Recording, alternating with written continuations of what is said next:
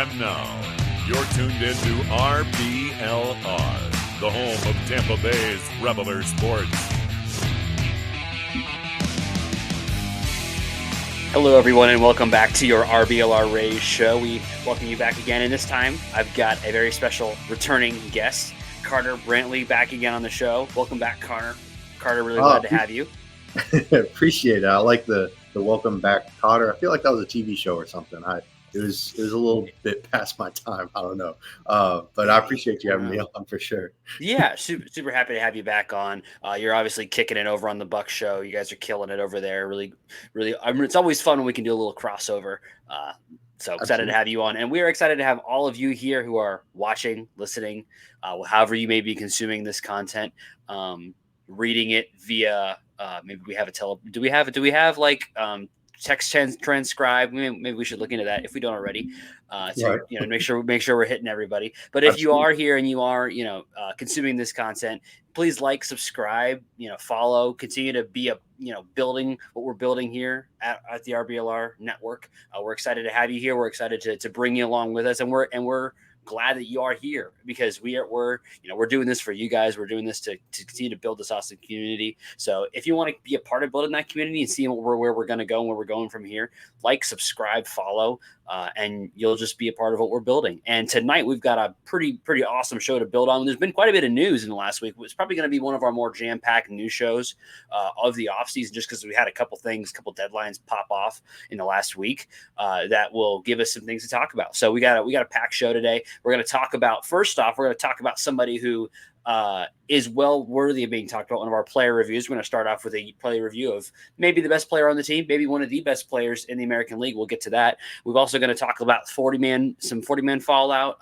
some of the guys that, are gone, some of the guys that are on the roster now. We're going to talk about manager of the year. We're going to talk about Cy Young, and we're going to wrap it up with some free agency buzz. There's plenty of that right now with the non-tender dropping last night. There's a lot of guys that are interesting prospects that could potentially be Rays. So stick around for all that awesome stuff. But we're going to start it off with a guy who needs no introduction, a guy that is, has become even more than I think we could have ever dreamed when we brought him on here. And it's the gentleman who we're doing our player review on today. And it's someone that you may have noticed we didn't mention last week when we were talking about Silver Slugger. That's because we were saving it all for this episode. We're going to talk about Yandy Diaz, the man, the myth, the legend, the stalwart leadoff first baseman for the Tampa Bay Rays. Just what a season for Yandy Diaz. What a season. And capping it off with, of course, the first time a Ray has won the Silver Slugger Award since Carl Crawford in 2010, 13-year gap since a Ray has won a Silver Slugger. So what a season from Yandy. Just killed it in every possible way.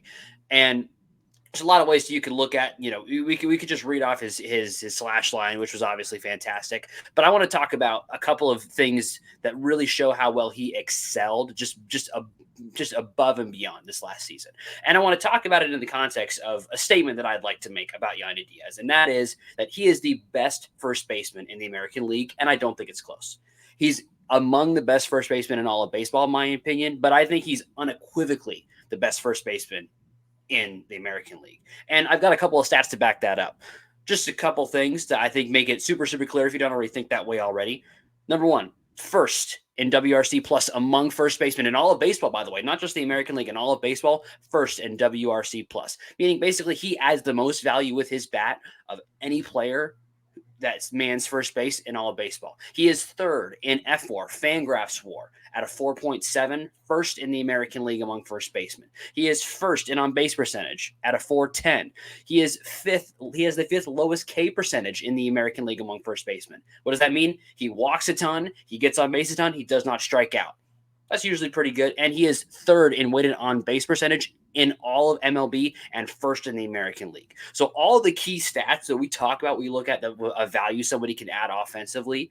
He hits it there. Defensively, he's also excellent. He ranks in the top 5 in first baseman. First baseman is not graded super well by Fangraphs, but he ranks in the top 5 among first basemen in the AL and in MLB. in a defensive rating. Again, first baseman isn't rated too high, so it's kind of tough to look at that. But I think anyone who watches Yandy day in and day out knows he has an incredible amount of value from defensive side, even more than his offensive side. So that's just kind of a fire hydrant of all the amazing things Yandy has done to just kind of, for me, he's the best first baseman in the American League. Carter, what do you think? Yeah, I mean, it's like you said, it's not really super particularly close. No. The American League first base pool isn't, it's not overpowering or anything. I think Josh Naylor from Cleveland might be, number 2, but the gap between him and Yandy is pretty sizable. All the stats that you mentioned were great. The win probability added is phenomenal. I mean, it's just across the board. You can go into advanced analytics, you can go to traditional stats. Everything in between. It's all kind of just telling of how great Yandy was this year. It's going to be really exciting to see how he builds on it, moving forward. Hopefully the Rays can kind of build a little bit more stability around him. Yeah, right. With Brandon Lau hopefully coming back and having a healthy season and just building a little bit more stability in the lineup can hopefully make him have an even better season next year. Yeah, I mean, it's hard to imagine him having an even better season than what he had last year. Right, for sure. But I mean, I don't see any reason why he couldn't. I think the point you make about him having even more stability in the lineup to sort of give him some more thump, I think is a great point. Because when you look at where he sat in the lineup, he leads off, and I don't expect that to change. But again, if you know that if Yandy gets on base, you got to deal with all these other guys that are going to come from behind him. It's going to affect the pitcher's mentality. It's going to, force pitchers to either pitch to Yandy or have to use some of their best pitches on Yandy. That'll then potentially go to guys, their secondary level pitches, or they got to go to guys who can really capitalize on it. And I think the Rays are going to have a very top heavy lineup, not in the sense that the bottom is like bad per se, but the top is just going to be just pure excellence. And I think that Yandy is the key to that. His consistency throughout the year is what made it so excellent. He did not have a single month in this last year where his WRC plus was under 100, meaning he was a above average bat every single month this past season.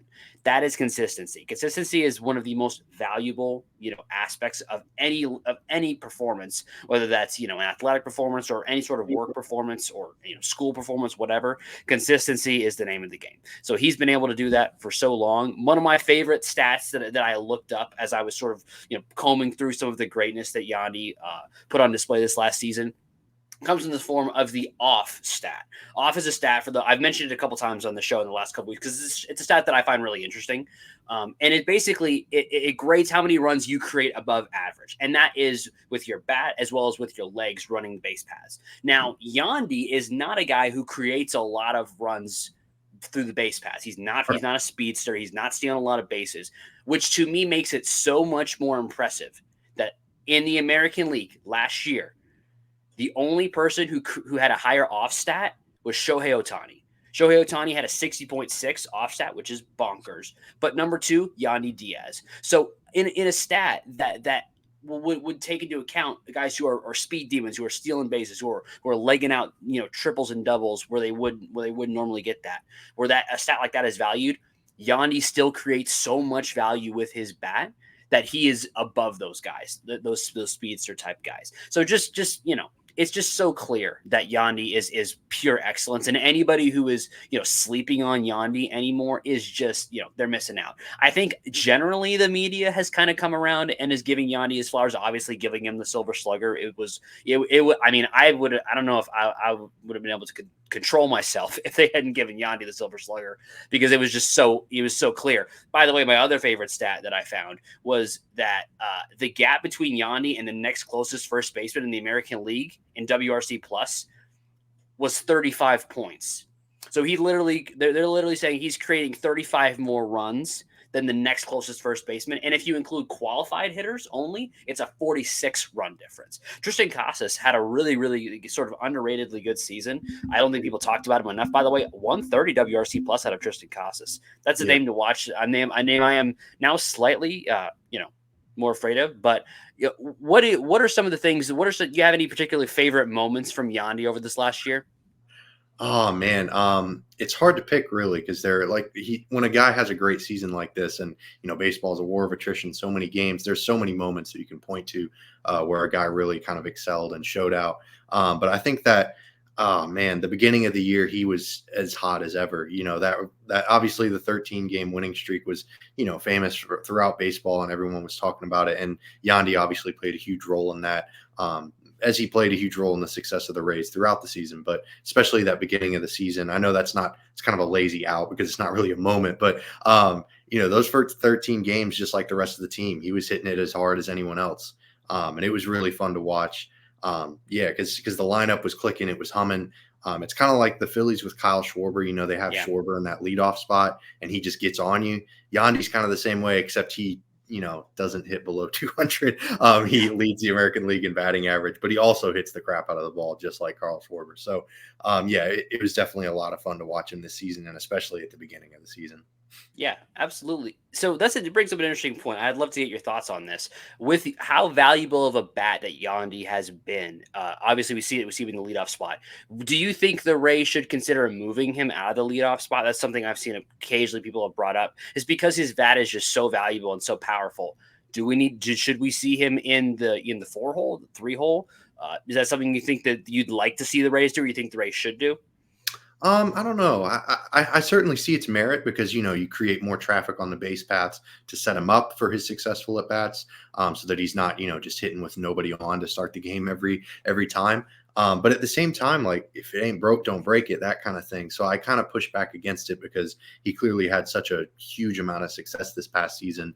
He seems to be comfortable in that role, and I don't know. It's hard to disqualify how good you can have or how important having a good leadoff hitter can be, especially in modern baseball. You saw it with the Braves and Ronald Acuna Jr. I mean, good gracious. Like when he got on base, the rest of the lineup's numbers went up astronomically. Like it was just insane. And obviously Yandy Diaz isn't going to steal 70 bases anytime soon. But I think his value is similar. When he's rolling out of that leadoff spot, the Rays are probably going to win a lot of those games. So yeah, I'd say keep him there because it's a lot of fun to watch too. It's fun to get the game off on a good start instead of let's just run some Joe Schmo out there since nobody's going to be on base. When Yandy's out there, you never know what could happen. So I'd say keep him there. Yeah, I think you make a really good point about Yandy creating a sense of danger to start an inning or to start a game off that like, hey, I cannot, sometimes you see a leadoff guy is just kind of like a just guy who's going to try to tap the ball and get on base. That is not the case with Yandy Diaz. Mm-hmm. And we're seeing it around the league a little bit more. You mentioned a Schwarber, you mentioned Acuna, although Acuna just kind of does a little bit of everything well. Right. But it's interesting to see there's a little bit of a movement to put some power in the leadoff spot, maybe to kind of put the pitcher on their back foot to start. So that's really interesting. And I completely agree. I expect to see him stay in the leadoff spot. If it ain't broke, don't fix it. And I do think that they have guys who are excellent in those, middle of the lineup roles. So I expect them to keep him at the leadoff spot. But I mean, you talk about, valuable leadoff hitters. I mean, it's probably Yandy and Acuna are two of the most valuable leadoff hitters in all baseball, wouldn't you think? Yeah, those two guys, and then maybe Simeon and Schwarber, the kind of the rounds out the lineup. But they're definitely up there. Simeon obviously had a wonderful season. He played, I think, every game this year, so he was remarkable as well. That's crazy. And coming out of the second base spot, just crazy production. But Yandy was just fantastic. So he's definitely up there. It's tough to beat Acuna, unanimous MVP. Yeah. He had 40-70. It's tough to beat him, but he's definitely up there. I'd say top 3 for sure. For sure. So with that in mind, if you're going to give him a letter grade for this last season, what would you give him? I mean, it's hard not to say an A+, because like there's not really much he could have done better. He increased his home run total, hit for a little bit more pop. He was hitting for extra bases a lot more. Because that was always the knock with Yandy. He's got all those muscles, and he was never really much of a power guy. He was kind of a contact hitter, and it's like, dude, you're like freaking, you're going to bench press the pitcher. Like, what are you doing? Like hitting ground balls to the right side.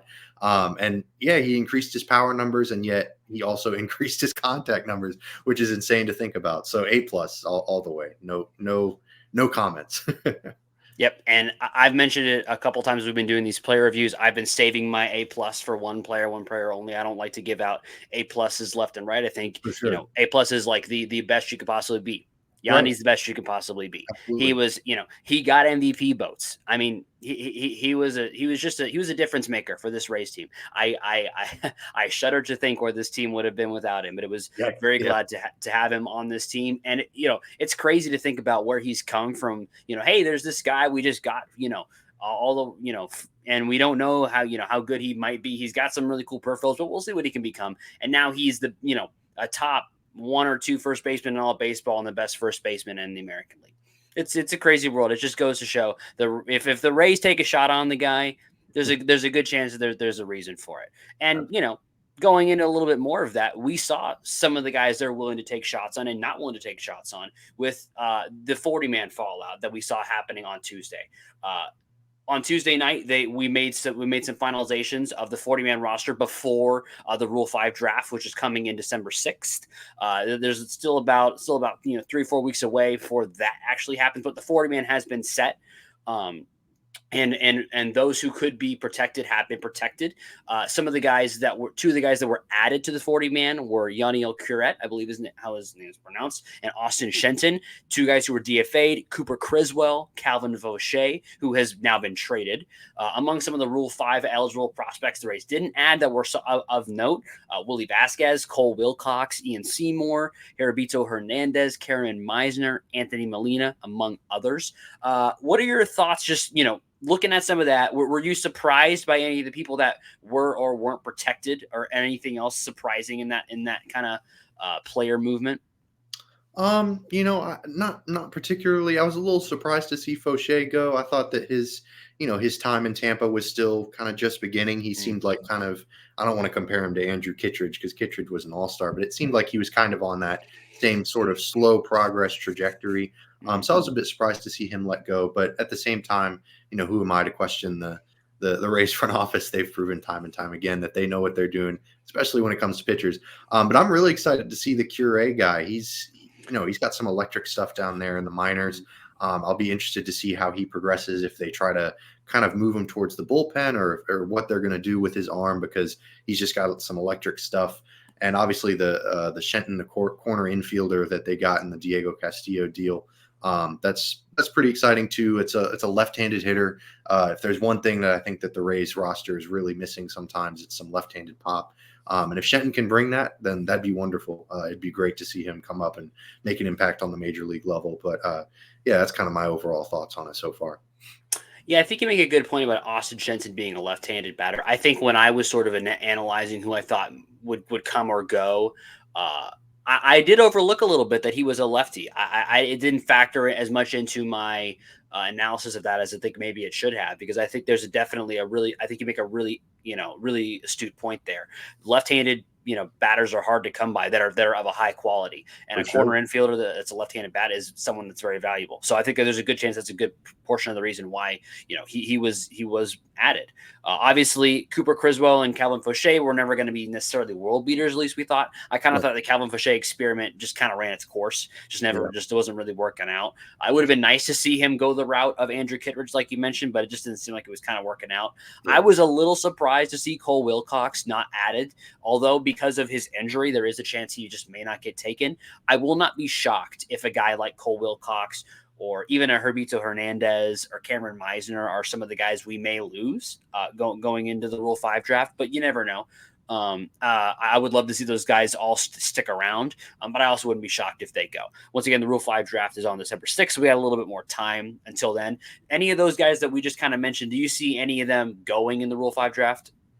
Other than Wilcox maybe, but the injury does kind of seem to scare teams a little bit. I know we'll get to the non-tenders later, but the Brandon Woodruff injury, he's out for all of 2024. So injuries tend to play a huge factor, as they unfortunately should. It's just an unfortunate part of the game, especially with pitchers. I'm a bit interested to see where he ends up, and if he ends up anywhere. Obviously would love to see him stick around. He's got a lot of talent.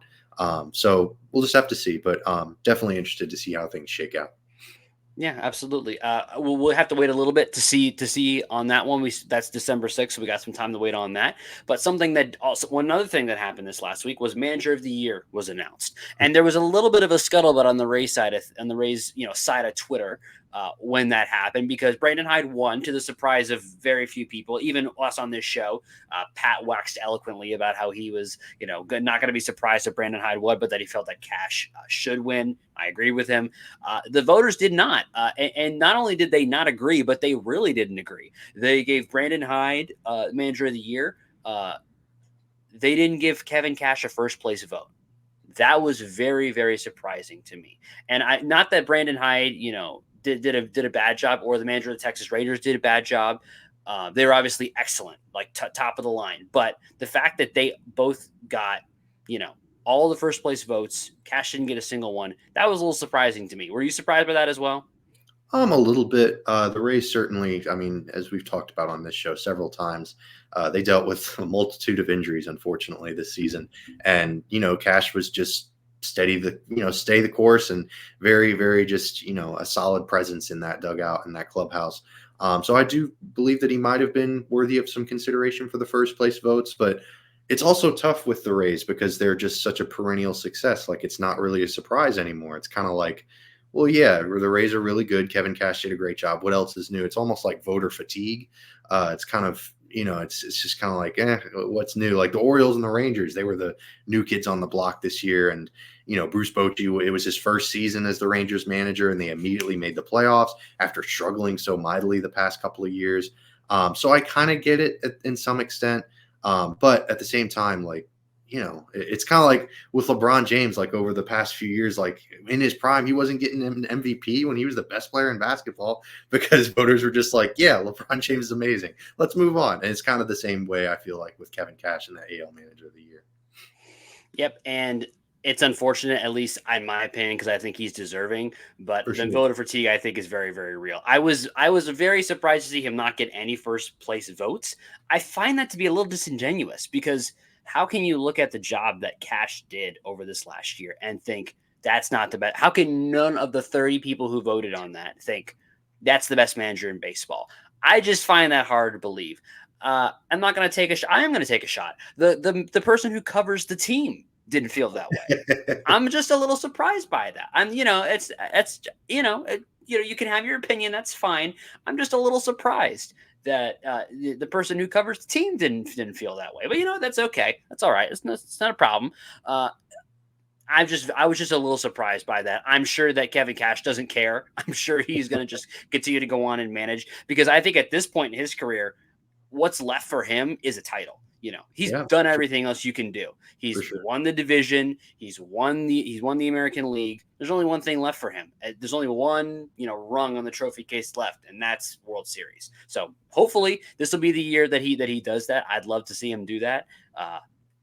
Hope to see it, but I guess we'll find out. Another award that was given out in this last week was Cy Young.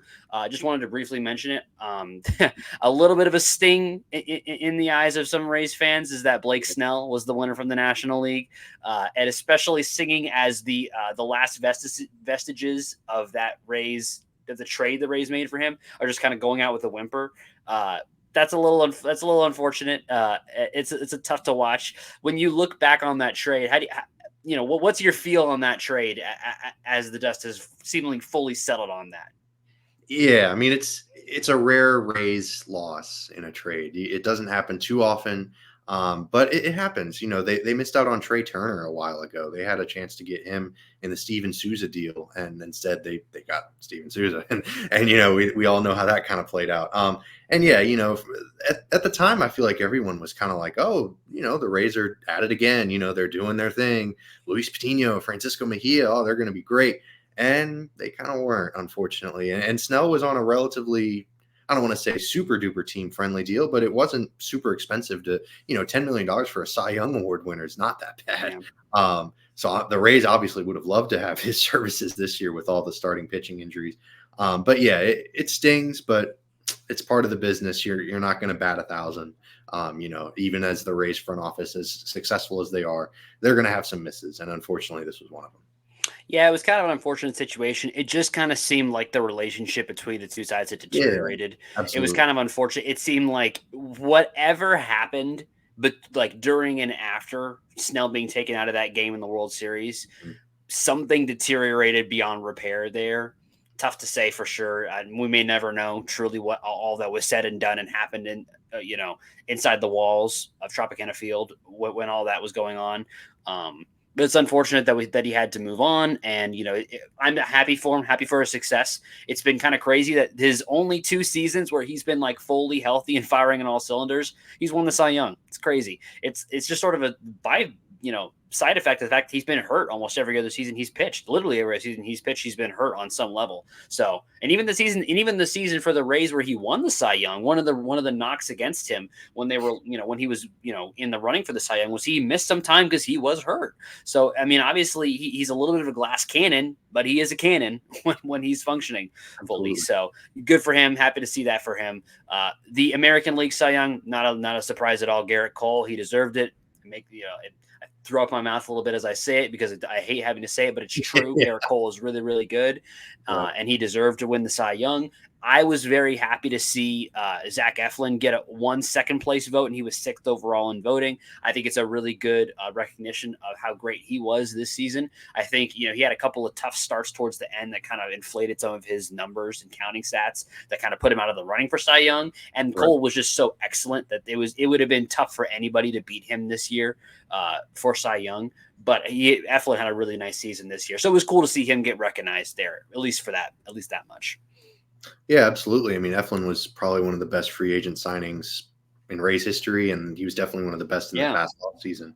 And he was fantastic. Unfortunately, Garrett Cole was just even more fantastic. As much as, like you said, it's vomit-inducing to say that about him because, it's the Yankees, but whatever.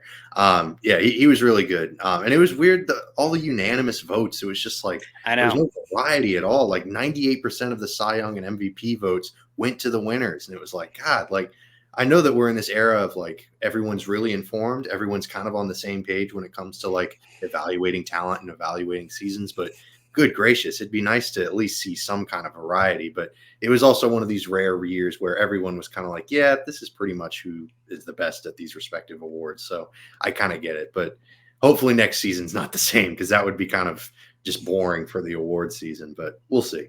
Yeah, I think next season is going to be interesting because we're going to enter for the first time in a couple years now a season where Shohei Ohtani is not going to pitch. So his value is going to be a little bit less than it's been in the past. Aaron Judge won it last year. Aaron Judge won MVP the year before this one because of obviously a record-breaking season. I'm still not sure he was actually better than Shohei Ohtani, but we'll let that pass. I don't think there's going to be – I think there's going to be a lot more parity in the MVP conversation, at least in the American League in this upcoming season, because Shohei will still be as valuable as he's ever been offensively, but will take away once again that pitching value. So it may add a little bit more parity into that race. Be interesting to see how that plays into things going forward for him. I agree. I like to see a little bit more conversation around it. It was kind of unanimous this year, especially in the American League. I don't think there was a little bit of discussion around National League MVP, at least a little bit. I mean, it ended up being kind of clear, but at least there was a little bit of discussion, towards the end. It was pretty clear that, I don't think there was really any discussion. I mean, so there was a late charge for Corey Seager, but I really think it was pretty clear. As long as Shohei Ohtani is pitching and hitting at the level he's pitching and hitting, I don't think anyone's ever. No one should win MVP because if the award is most valuable, I don't know how you could say he's not the most valuable. So I'd love to see him be the most valuable player on the Rays team. That would be awesome because he's currently not signed to a team. I think I'm just going to stop watching the National League permanently if he goes to the Dodgers as being currently pontificated about along with Mike Trout. I just don't want to see that happen. Just don't need to see that. We'll get to the free agency stuff in just a minute, but if there is something that you do want to see on your body, it is RBLR Rays merch, and you should be seeing it on your body. And if you do want to see it on your body, go to shop.rblrsports.com, get you some awesome merch, get you a great shirt, get you an MVP level shirt that is going to, it's going to hit on every single level, and it's going to deal from the mound on every single level. And if you want to get if you want to get 10% off of whatever awesomeness you do want to get, promo code FLAPPY, FLAPPY, get 10% off of whatever you'd like to get. There's some really cool stuff there. There's some hats, there's some t-shirts, there's just good stuff. Go get you some goodness. Shop.rblrsports.com.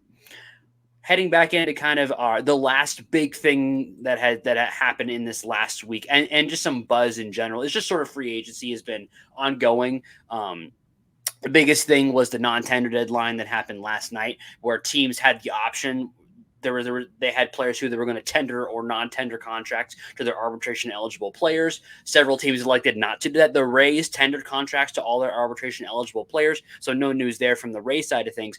But there's quite a bit of news as far as some of the players that did not get tendered a contract. Some of the big names were Spencer Turnbull, Brandon Woodruff, and a familiar face, Austin Meadows. So there's just a couple of the names out there. Were there any other names that were interesting to you, or any other, or any particular interest in some of the guys that I just mentioned? Yeah, I mean, obviously the Meadows connection is interesting to pursue, just because it's former Ray, and of course he's been going through some tough times, so it'd be awesome to get him back, where he had his most success in his career. So that'd be a lot of fun. Yeah, Spencer Turnbull, obviously a really big name to kind of think about, just because he seems like that type of reclamation project that the Rays love to do with their pitchers or with their pitching staff. Some more free agents that kind of came to mind were definitely another kind of reclamation project. He's a popular one, Jack Flaherty, just because he seemingly has the stuff to maybe turn it around and then get a big time contract. So where better to sign for a 1-year deal and just kind of fix your craft than Tampa. That seems like a match made in heaven. Also the shortstop position is kind of up in the air. So Joey Wendell was kind of a name that kind of floated in my head. It's kind of another reunion sort of thing, because he's a free agent from the Marlins, and another left-handed bat to put in the lineup. So those were kind of the guys that popped into my head. Yeah, those are all really good potential out there. I think that one thing that I'm looking at for the Rays going into this next season is, with the pitching situation being what it is as far as our starters, we've got so many that are hurt right now, with the potential of potentially losing Tyler Glasnow to trade in the offseason. I think it would make sense for the Rays to add as many of these guys who I think, maybe could be starters, could be, middle relievers that go 2 or 3 innings. They did that with Alexander. I think they could very much do that with Turnbull. I think he's a really, really good candidate for that. As a guy who they could come in, work, get him to let him work on his craft a little bit, take the pressure out of starting and say, hey, just give me your 3 best innings, in the middle of this game right here, or close out this game, give me 3 innings from the 6th to the 9th to close it out. Maybe that could be something we see from Spencer Turnbull. I don't know if the Rays are going to go that route or if they're going to give him a shot, but I think there's some potential there. I think the Austin Meadows connection is definitely an interesting one, with Jose Siri now being the starting center fielder, with the potential for Manuel Margot to move on, as is being, very widely, posited by almost every pundit in the industry right now, that, Margot's on the move. I think there's a really good chance that you're going to be looking at Jose Siri as your starting center fielder, and then maybe Luke Raley as your backup center fielder, which means if Siri ever gets hurt at all, which he has shown he can be, prone to, and then you got to slide Luke Raley over. Well, now you got guys like Josh Lowe and Randy would be starting every day, and the outfield, you're running a little bit low on your outfield depth. A guy like, Meadows would be nice to have available. Obviously, there's guys in Durham who could come up and fill that depth, but it would be interesting to have a guy like him available. The question would kind of be, how available is he? And I do think there would be some value in potentially saying, hey, come in, we'll sign you to a minor league deal if he's willing to do that. I don't know where his headspace is at, right, or if that he would find that insulting, or what, I don't know how that looks to him right now. That would be probably the negotiation process. But if he's willing to come on like a minor league deal and be in Durham and be a mentor to the guys there as he's kind of getting back on his feet, and then kind of be, when he's ready to go, he can be ready to go. And I think he could go straight up to the majors pretty quickly. Despite what he showed in Detroit, we know exactly what he's capable of. He's capable of it in the Trop. The Trop is a very comfortable hitting environment for him. I would love to see him come back. I don't know if it's what's going to happen. I think if he's going to go somewhere, it makes sense for him to go somewhere where they're going to let him work through what he needs to work through, whatever that may be. And then be of value when he's ready to be of value. So I would like to see it personally. I would like to see it. I don't know if we will, but I'd like to see it personally. Yeah, I mean, Meadows had those amazing. He had an all-star season here, I think, and had a triple-digit RBI season. I know RBI is an archaic stat. I shouldn't be talking about it, but I like RBI. I like RBI. I'm an RBI guy. One of the games to score runs, so it's kind of still it matters. Yeah, it's not the most important stat, but anyways, we're yeah, I would love to see Meadows brought in, like you said, in a mentorship role, and just see what he wants to do. Just at least have a conversation with him, see where, like you said, his headspace is at, because that's obviously incredibly important. Make sure he's good, make sure he's on board, and if he is, then hey, great. You could find yourself a pretty quality left-handed bat and at a potential corner outfield spot, a position of need for the Rays, especially as Margot, like you said, is likely, unfortunately, going to have to be moved on from. So yeah, I don't know. I'm really interested in the Meadows angle. One other guy I wanted to get your thoughts on is one we've talked about it a good bit on the show, and it's continuing to be buzzed about. Now the word is, according to people who apparently have insight, I don't know, I don't necessarily agree with them, but they seem to think that Tyler Glasnow is likely to be moved this offseason. What are your thoughts on that? Yeah, I mean, I feel like we play this dance every offseason with the Rays. It feels like every offseason we're reminded, oh, well, their payroll flexibility is always there. Like, ownership's always willing to spend a little bit more, and it never ends up being the case. So they're obviously going to set a record if they just hold true with this current roster for the highest payroll in team history. And I unfortunately don't think that that's going to be the case. I just don't have faith that ownership is really willing to commit that much financial latitude, or just commit that much money to this ball club. I know that's kind of dark and doom and gloom, but unfortunately you just can't ignore the trends. So I unfortunately do think he's going to be traded, not from a perspective of, oh, well, we need to move on from him, his value is no longer there. His value is there, and the Rays have a need for starting pitching. So from a roster perspective, it doesn't make a whole lot of sense, but unfortunately the business is business, and that's just how it be sometimes. So I expect him to be traded as well, as much as I would love to see him stay on. I don't have any insight on this other than just my gut feeling. I'm Right. curious to see what the stance, because we haven't really seen any moves that indicate how Sternberg is going to treat the team as monetarily since the new stadium deal has been It's a good announced. point. It's a very good point. I am curious to see if it is business as usual, that he's going to be a penny pincher, or if we see a little bit more investment from him now that it's sort of locked in, that there's no chance of any other nonsense going on, that it's locked in. We've got the stadium deal. We're going to be here. Because to me, if you look, I mean, and again, I'm a sports fan, so that's my lens. But if you look at it through the lens of investment, right?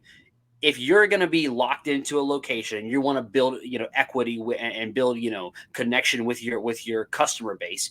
It doesn't really make sense to remove the things that they're comfortable with and they like as soon as you've just locked in there. So to just lock in and say, we're going to be here, this is what we're going to do, and then immediately move one of the most popular players on the team, like the next offseason, to me, it's not a good look. I would understand why they would do it. I just don't think it's a good decision. I know that the Rays are going to be taking calls on everyone, and there's so much buzz about the Rays, likely to move Glasnow.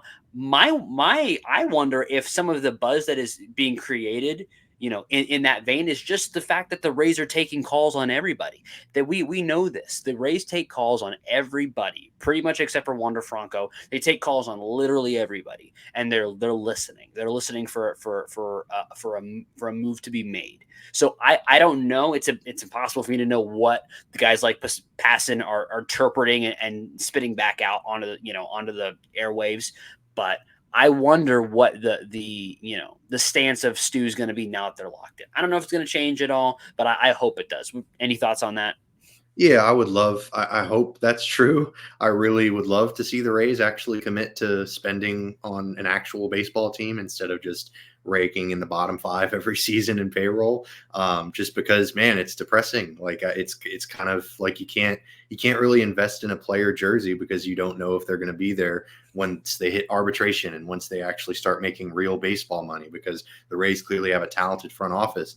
And as well as the front office has been doing with this limited budget, imagine how much better they could do with an actual baseball budget. Right. A lot of people talk about how, like, oh, well, what would they spend the money on? And it's a valid question, but it's a question I don't have to figure out. The front office is so good. Like, they can figure it out. Like, I'm sure they'll find some way to spend $30 million or however much excess budget they're given. So I really do hope that the stadium does play a factor in it. That would be wonderful. Unfortunately, I'm just incredibly pessimistic when it comes to owners of all teams, but especially the Rays. So I'm not going to hold my breath, but I hope you're right. It'd be awesome. Yep, I hope I'm right too. Pam's right here. She hopes that we're right, that I'm right too, and that Tyler Glasnow sticks around. And I want to thank all of you that are out there in the audience for sticking around, for being a part of this show. It's been fun to continue to talk about some of the really, really cool things that are going on throughout this offseason. There's a lot of cool stuff left to come. Rule 5 coming up soon. Free agency is going to continue to kick into gear. So stick around. Continue to like, subscribe, be a part of what we're building here at the RBLR Network. We've got some really fun shows to be had, more player reviews to do. I have heard whispers of Jeopardy potentially returning sometime in the future, so stay tuned for that. If you like that, if you liked that, I really want to take a moment to thank Carter for coming on. This has been awesome. Really, really appreciate having you on and being a part of the show. We love to have you on every single time. Don't be a stranger. You're always welcome to join in. And once again, thank you everybody for joining us, being a part of the show. We're excited to continue to take you through this journey of the offseason into what hopefully begins a campaign that ends in a World Series for the Rays in 2024. So stick around, keep being a part of this, and raise up. Raise up.